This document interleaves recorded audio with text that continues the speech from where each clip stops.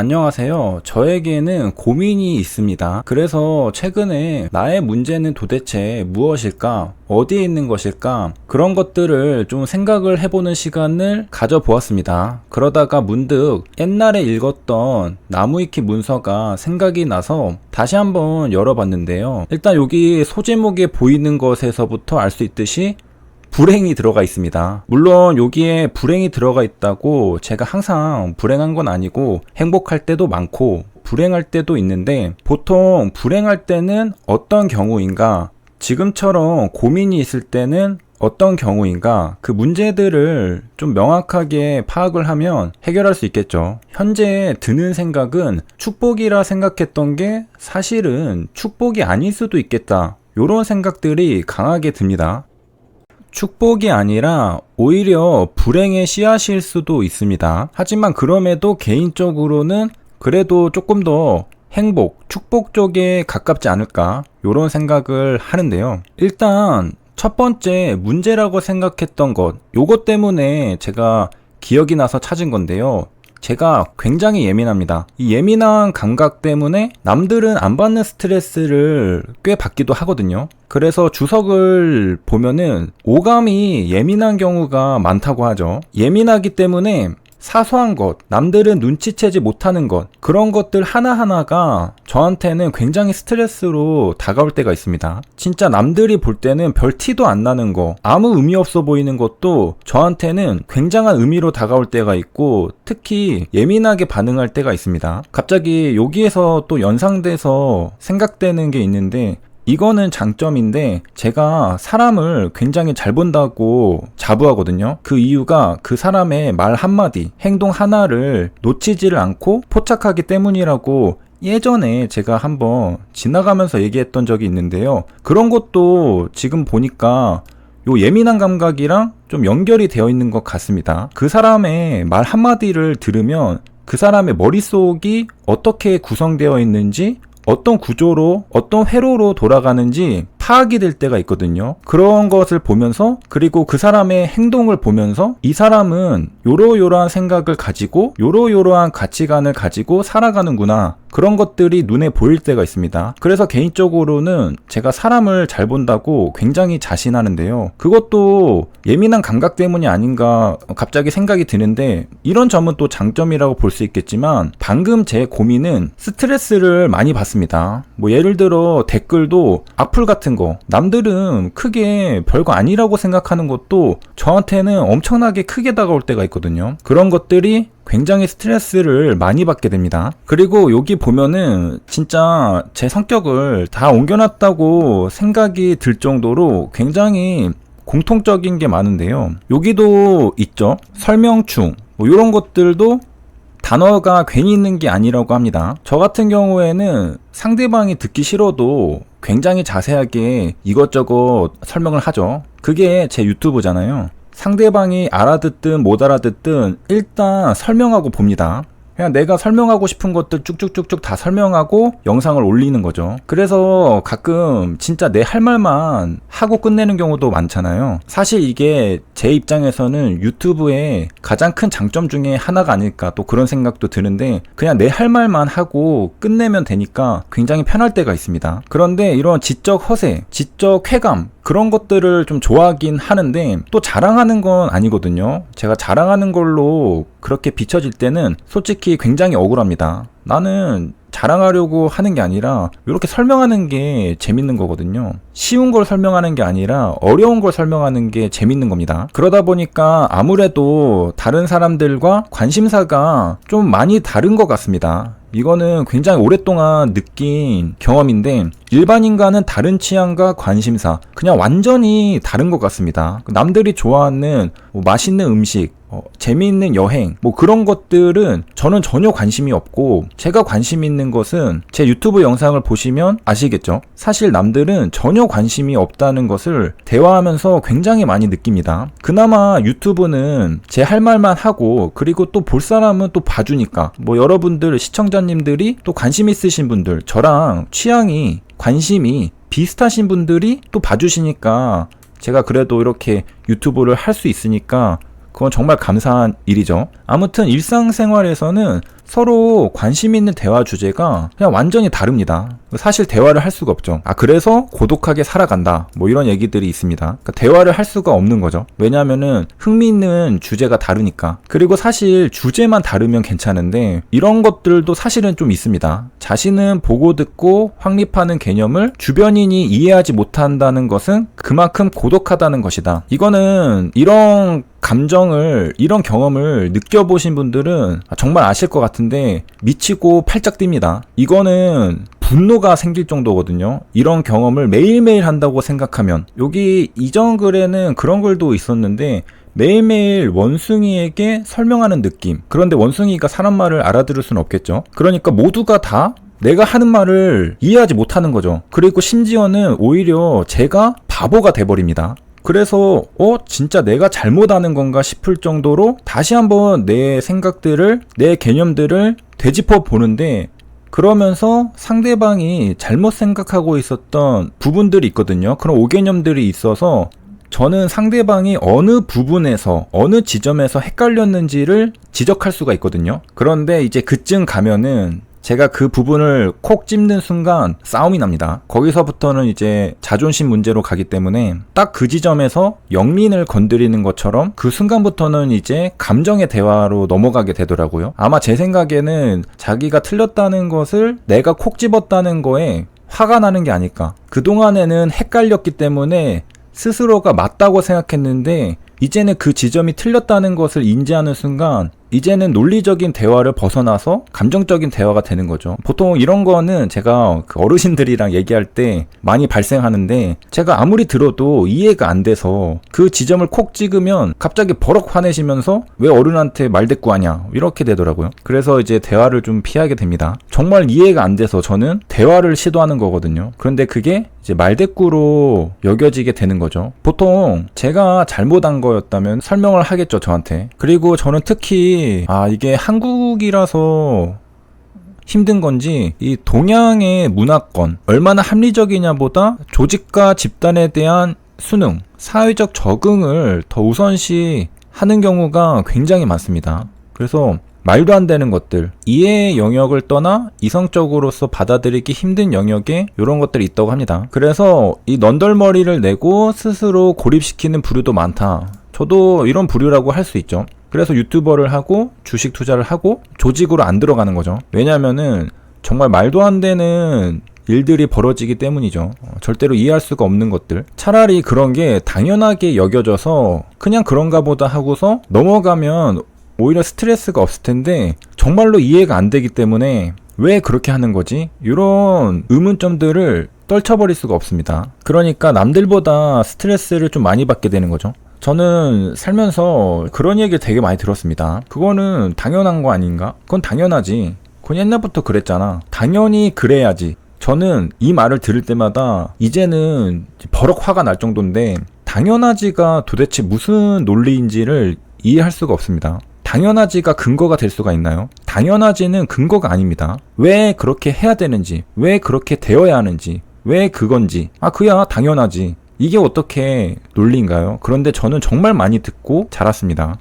화가 나네요. 이 세상에 당연한 것은 없고 논리를 들어 설명을 할 수 있어야 하죠. 옛날부터 그래왔기 때문에 당연하다는 말이 안 되는 것입니다. 만약 구체적인 이유를 설명하기 힘들다면, 정확한 이유를 설명하기 힘들다면 그래도 최대한 설득력 있는 최소한의 근거라도 제시를 할 수 있어야 하죠. 여기 문서들을 보면은 굉장히 비슷한 것들, 그리고 할 말이 많은데 아마 이거 영상으로 이어서 찍으면은 1시간, 2시간을 얘기할 것 같아서 이제 짧게 끝내야 될 것 같습니다. 갑자기 공감이 많이 되니까 이 얘기 저 얘기를 많이 하게 되는데요. 요것도 또 눈에 띄는데 그 성격이 상당히 부정적, 비판적. 그래서 가만히 있으면 패시브적으로 이렇게 갑니다. 굉장히 시니컬해지게 되죠. 그래서 초반에 HLB 영상 올릴 때 안티냐고 오해를 받기도 했었죠. 하지만 지금은 오히려 찬티냐 이런 얘기를 더 많이 듣는데 이런 것들은 이제 여러분들과 함께 하면서 상당히 많이 바뀐 부분입니다. 주식 투자자는 항상 조금이라도 더 긍정적인 부분을 바라보는 사람들이죠. 이거는 저도 굉장히 많이 바뀐 부분이 있어서 긍정적인 부분이라고 생각합니다. 유튜브를 하면서 얻은 좋은 영향이죠. 여러분에게 감사하다는 인사를 또 드리고요. 그래서 여기 이제 보면은 요 문서는 지금 불행이거든요. 굉장히 불행한 내용들이 많이 있습니다. 여기 보면은 뭐 인간관계를 제한하거나 인간 혐오 등을 가지게 되어 관심사에 몰입하면서 현실 도피하는 경우도 드물지 않다. 굉장히 고통스러운 거죠. 그리고 이런 것들이 사실 근본적인 거는 내가 정상범위 있는 게 아니라 비정상이라는 거죠. 요게 또 새로운 시각을 가져다 주는데 사회적 소수자인 겁니다. 이게 진짜 안타까운 건데 사회적 소수자라는 것은 나랑 비슷한 사람들이 별로 없다는 거거든요. 그만큼 나와 공감해주는 사람도 없고 심지어 나를 이해하지도 못하고 그러다 보니까 대화를 잘 할 수가 없죠. 겪어보지 않으면 이해를 할 수가 없는 것입니다. 그래서 보기보다 일상생활 하는 게 은근히 그리고 심하게 많이 힘듭니다. 이거는 겪어보면은 알 수 있는데 한번 겪어봤으면 좋겠다라는 생각도 해봅니다. 다른 사람들이 말이죠. 그 짜잘짜잘한 것들, 그런 비합리적이고 비논리적인 것들, 애초에 그런 것들에 대한 반항심도 매우 강한데 그런 것들이 일반인보다 굉장히 쉽게 알아차려집니다. 그런 모순들이 굉장히 많이 있는데 알아차리는 건 플러스 또 그게 기억이 잘 잊혀지지 않거든요. 매일매일 그런 불편한 상태를 유지하게 됩니다. 중고등학교 때는 친구가 최고잖아요. 그렇기 때문에 제가 인간관계에 대해서 굉장히 신경을 많이 쓰고 또 인기도 많았던 축에 속한다고 말할 수 있는데요. 그런데 그게 점점 나이가 들면서 그거는 내 모습이 아니라는 생각을 강하게 하게 되었습니다. 저는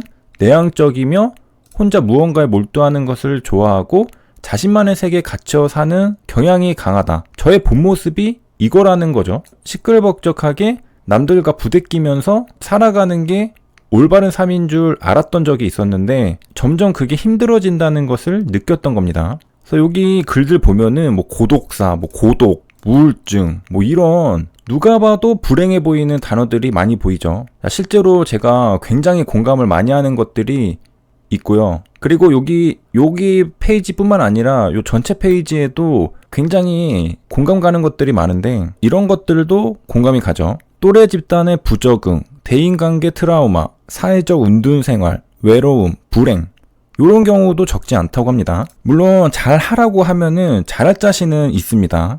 하지만 그 과정에서도 굉장히 스트레스를 받겠죠. 그거보다는 사회와 단절하고 이렇게 살아가는 게 더 행복하다는 거죠. 대화도 잘 안 되는데 대화가 되는 척 그렇게 연기하면서 살아가는 것도 굉장히 스트레스를 많이 받는다는 겁니다. 차라리 나 혼자 얘기하고 나 혼자 좋아하는 일에 몰두하면서 살아가는 게 오히려 더 행복할 수가 있다는 겁니다. 저의 이런 얘기만 들어도 굉장히 답답하죠. 그러니까 남들이 생각하는 것만큼 행복한 삶은 아닐 수 있다는 겁니다. 여기 소동파 얘기한 거 보니까 남들은 자식이 총명하길 바라지만 나 자신은 총명한 탓에 일생을 그르쳤다.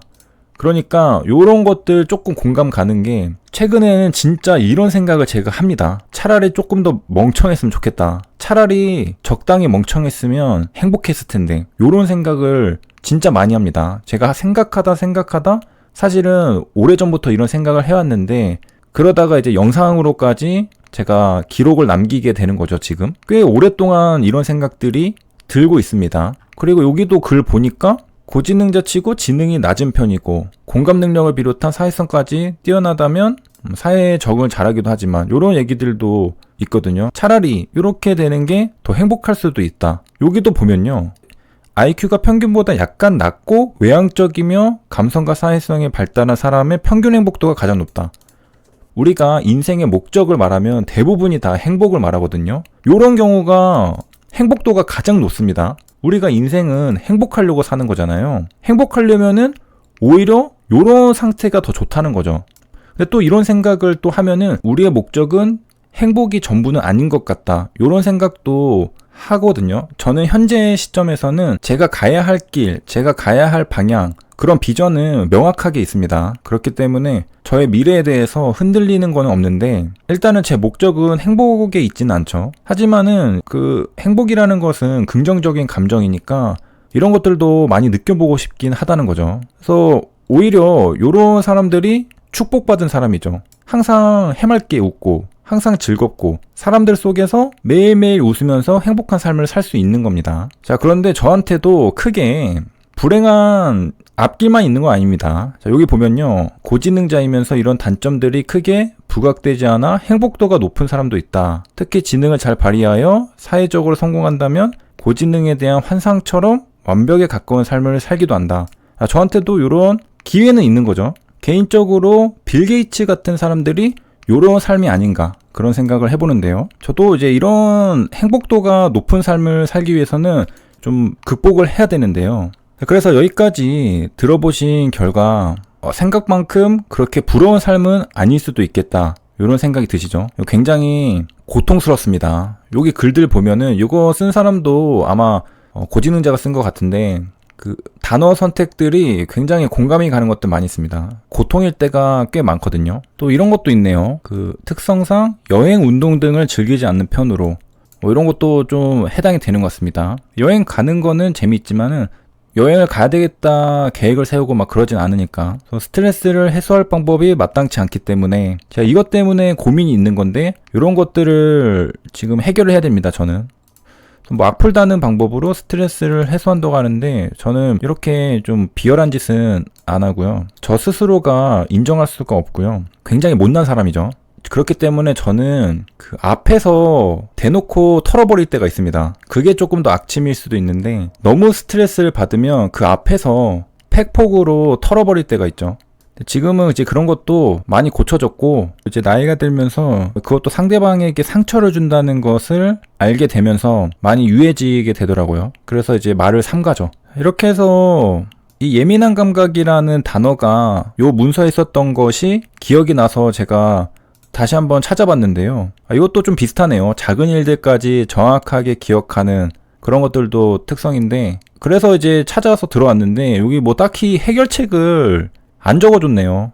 그냥 이런 게 있다. 그래서 뭐 불행할 거다. 뭐 이런 건지 그냥 이게 특성이다. 이렇게 알려주는 건가 봅니다. 뭐 어떻게 해야 된다라는 것은 없네요. 또 다른 것도 좀 찾아봐야 될 것 같기도 한데 뭘 이런 걸 또 찾고 있나 생각도 들고 아무튼 너무너무 답답합니다. 잘 공감이 안 된다고 생각하시는 분은 요거를 생각하시면 됩니다.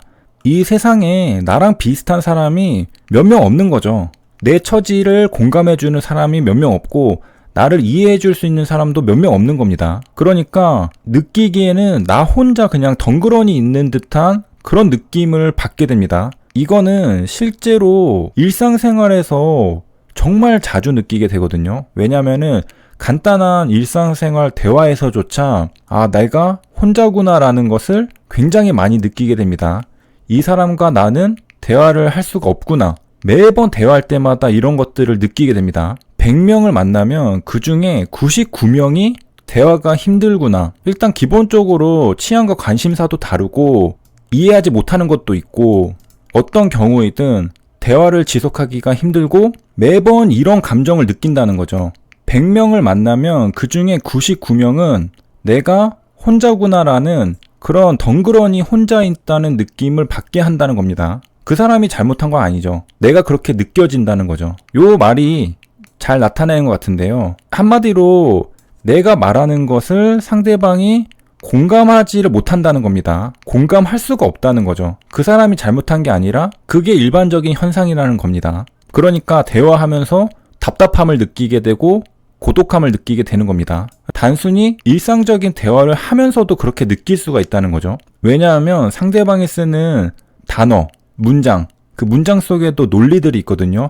그런 것들이 어떻게 구성되는지를 느끼면서 더 이상 대화가 어렵다는 생각이 들면서 좌절하게 되는 겁니다. 그 좌절한다는 것이 매일 느끼게 되는 감정이 되고 이 얘기를 하다 보니까 이제 제 나름대로 결론을 찾은 것 같은데 사실 같은 고지능자끼리 얘기하면은 해결이 됩니다. 생각해보니까 요 방법밖에 없다고 생각이 드는데 제가 이런 모임들 간 적이 있거든요. 물론 워낙에 또 외부 활동 안 하니까 잘 안 나가지만 그런 게 있습니다. 속 시원한 대화, 진짜 속 시원한 대화를 했던 기억이 나네요. 내가 무슨 말을 시작하려고 하면 바로 알아듣고 답을 주는, 내가 하는 순간 하는 그런 감정을 제가 느낀 적이 있습니다. 그리고 대화의 문장들, 단어들이 생략이 되는데도 핑퐁처럼 대화가 오고 갔던 것이 기억이 납니다. 이제 해결책을 알았네요. 소수자는 소수자들끼리 모여야 됩니다. 자기를 이해해 줄 수 있는 자기와 똑같은 사람을 만나야 되는 거죠. 요게 해결책이네요. 아, 이렇게 하소연하면서 얘기를 하는 게 굉장히 도움이 되네요. 소수자긴 해도 나 혼자 있는 건 아니잖아요. 비슷한 사람들이 어딘가 있습니다. 그 비슷한 사람들끼리는 서로 공감할 수 있겠죠. 그런 사람들만 만나야 되겠습니다. 유튜브 헛소리하는 댓글들은 그냥 다 차단을 때려야 되겠네요. 이렇게 해서 힘들었던 그런 고민들을 좀 얘기를 하다가 보니까 방법을 찾았습니다. 이 소수자끼리 만나야 된다. 이게 결론인 것 같습니다. 고민이 이제 해결이 된 것 같습니다. 그래도 한두 시간 이렇게 써가지고 생각을 좀 하니까 뭐라도 이제 방법은 나오네요. 적극적으로 나와 비슷한 사람들을 찾아다녀야 되겠다. 이런 생각을 했습니다. 도움이 되셨길 바라며, 도움이 됐는지 모르겠죠. 제 얘기만 한 거니까. 시청해주셔서 감사합니다.